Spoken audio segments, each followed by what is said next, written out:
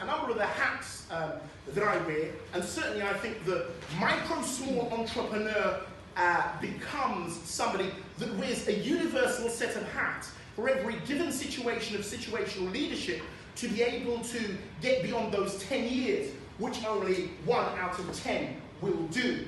Economic growth comes through ambition. It comes through determination. It comes through a fanned vision that is extraordinary, many times, to the environment in which it's born, because there's doubt to overcome.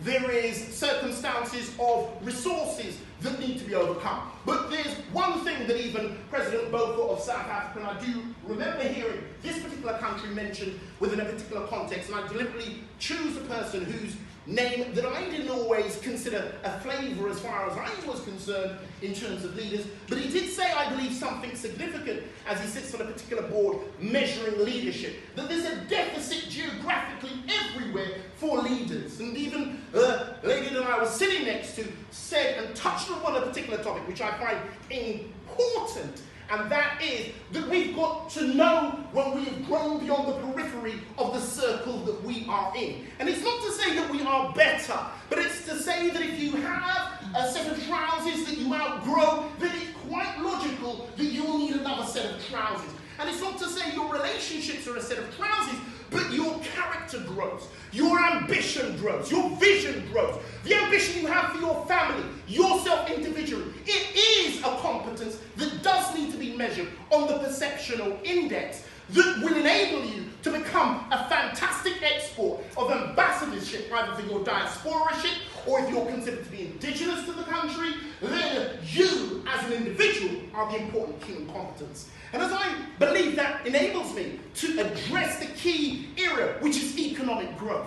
Economic growth. We are in a time where we're facing overwhelming complexities, overwhelming change. Even for just let go 25,000 people globally, okay? And the emergence of AI, artificial intelligence, and certainly wherever human beings require things, as we see the cameras flashing, as we see the lights that are on, we appreciate better ways of doing things, a technology that enables us an efficiency and a proficiency. However, the three factors that go into economic growth are labour, amen, and beyond labour that goes into economic growth, we're looking at the resources of the factors that go into economic growth.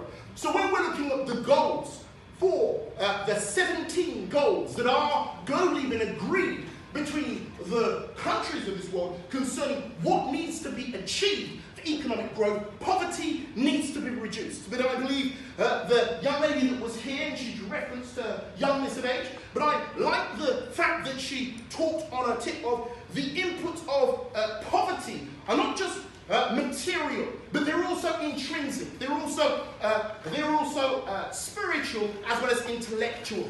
And it's one thing to materially be challenged, but if you don't have the resilience and intrinsic characteristics that say I can do it because I remember my teacher said I could, or I did that very well once, and if I could repeat that and increase my ratio, I'm able to, on a local level, consider ambitions on a global level. Because every little shot is a big shot that continues to keep on shooting.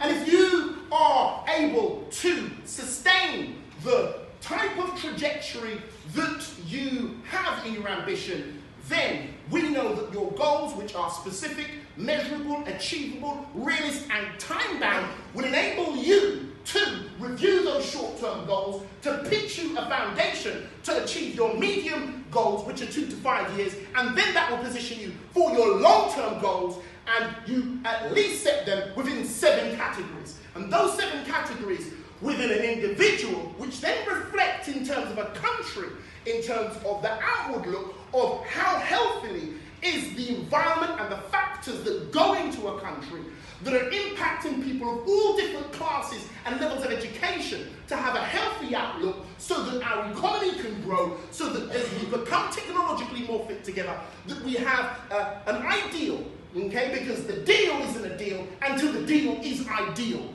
And so we must have ideals. And ideals are the objectives that we are moving towards. So I just want to encourage yourselves with a critical strength and weakness approach to your life and to the statistics, because the actual numbers are only 30% of the picture. Okay? So is there any questions before I summarize? Any questions? Okay.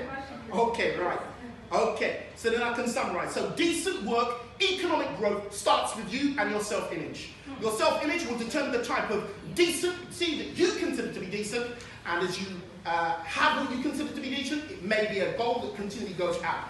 In terms of economic growth, in terms of a country or a local authority, or in terms of a global or international, it then determines on the way in which you are able to lead others in that direction of decency, good delivery of service, and an ambition that goes beyond the paradigms of yesterday. We are the future, but we are in the present, and what has happened is in the past. But what is going forward is determined by your ability of leadership in your home, as well as in your company, or whether in your vision, and that's really the precision that we, I believe, are in a cohesion.